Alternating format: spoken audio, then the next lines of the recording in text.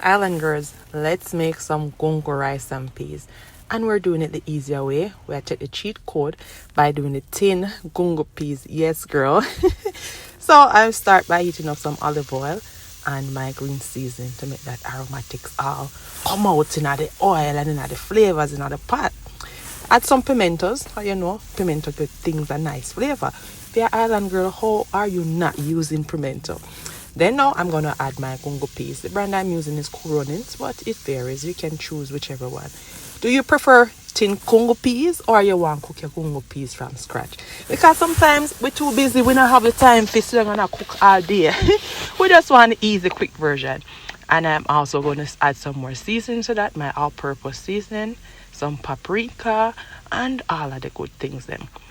You make all of that come together nicely while stirring occasionally before we add our coconut milk. Now, of late, this is the rice that I've been cooking because I find the kids prefer it more than the red kidney peas. So now I added my coconut milk and then I added some water to that. Cover him up and we'll let him boil up and go and simmer down for a bit while I go and work on my other pot then. Now everything looks like it boiled down nice, coconut milk cook. Now I'm going to add some water and I'm going to add some fresh seasoning to this, a piece of thyme, scotch bonnet pepper, and also some onions. Whatever honestly I'm gonna add is either I'm gonna have none or I'm gonna want it in my pot. Then I add my rice. You know, always ask me how much rice do I add to the amount of water. And to be honest, me I'm no chef. Me just cook my own food and me just eyeball things all the time. I also added some more fresh seasoning to that. Cover it on medium heat and let it do its thing. You're gonna stir it up.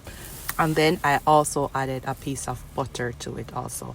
Then you cover them up and you make the rice go and steam. Now rush the pot, now make it burn up. You just turn it on medium, cover them up and then steam. After, a good 10-15 minutes gone, then you take off your cover and you fluff up your rice. Let the steam go through it. As I always tell you, I like my rice grain, living, loving. I like my rice on the softer, fluffier side. I do not like shelly rice. So this is the texture rice I like. This is how I cook it in my kitchen. You can do whatever you please to do in your kitchen. And look how rice and gungo look good and done. I had this with some curry goat. What would you eat with this gungo rice and peas? Let me know in the